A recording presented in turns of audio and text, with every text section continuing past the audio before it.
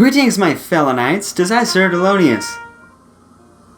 What the heck is a Vita? Apparently the word Vita means life. Hey, you guys heard of the new console, the PlayStation Life? Me neither. Did you know back in 2011 Sony tried to compete with Nintendo releasing the 3DS with their second portable console? I wouldn't blame you if you didn't. The Sony PlayStation Vita, otherwise known as the PSVita for short, was Sony's second attempt at making a successful portable console. Sony's first attempt was the PlayStation Portable, or PSP, back in 2004/2005, which was trying to compete with the Nintendo DS. Yep, the Vita wasn't their first rodeo, but it sure felt like it due to how poorly it was handled. When Sony first unveiled the PSP, people went wild. The Nintendo DS may have sold considerably more units in the long run. The PSP wasn't a failure though, and sold a decent amount.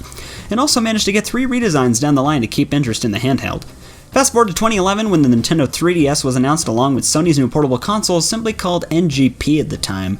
It was announced to have so many cool features such as an OLED touchscreen, a touchpad on the back, dual analog sticks, 2 cameras, motion sensors, Wi-Fi and 3G network capability, and the ability to play PSP and PS1 games through the PlayStation Store. That's something the PS Vita had over the 3DS. 3DS users had to practically beg Nintendo for months on end for a second stick until they finally gave in and released an add-on for the normal 3DS model. Hopefully you weren't planning on using that in your 2DS, pal. The NGP was also revealed to be launching with a few new games, such as Killzone Mercenary, Uncharted, Golden Abyss, Wipeout 2048, Little Big Planet, PS Vita, Call of Duty Black Ops Declassified, Resistance, Burning Skies, Little Deviants, Hot Shots Golf, World Invitational, Reality Fighters, Gravity Days, what's announced as Gravity Rush here in the US, Smart As, and Hustle Kings. It exists. The official names are pretty great in my opinion. Except for the golf one.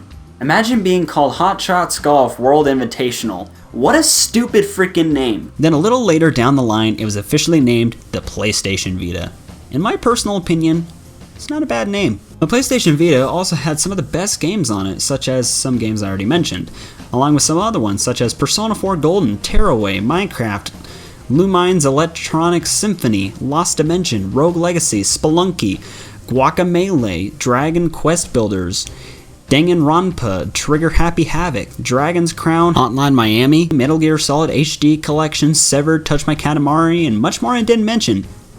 And then Konami released Silent Hill Book of Memories. Is this a joke? I also felt like the back touchpad was also sadly underused. I feel like it had quite the potential.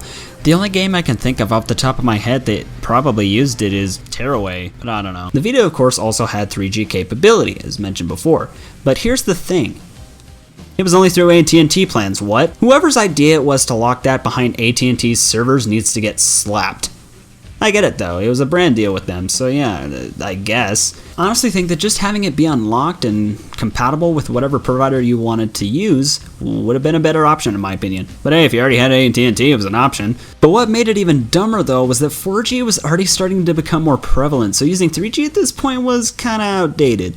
This didn't really hinder the sales of the PlayStation Vita though. What honestly held it back was a few things. Its marketing wasn't all that great, the proprietary memory cards were heavily overpriced. That's all. Sort of bad marketing? Sure. The PS3 experienced this early in its lifetime, but after the Slim model released along with a price cut, it still did really well. What seriously held the Vita back, in my personal opinion, was the proprietary memory cards. Just 8 gigabytes alone costed $45. That's disgusting. I can buy a squat and go toilet stool for $25. Honestly though, standard microSD cards with way more capacity cost considerably less. You can literally get double the storage with $7 on Amazon. Supposedly, Sony decided to take this route for 2 reasons, because it was more efficient and integrated. Nah, I think it was to combat piracy. Here's the funny thing though, the darn thing still had high amounts of piracy attached to it, even with the high prices for the cards. You could buy an adapter on eBay for $10. Why do you think Sony was constantly updating the Vita's firmware? You can still find videos today from people such as Tech James on YouTube on how to mod it. It's gotten so easy to do at this point.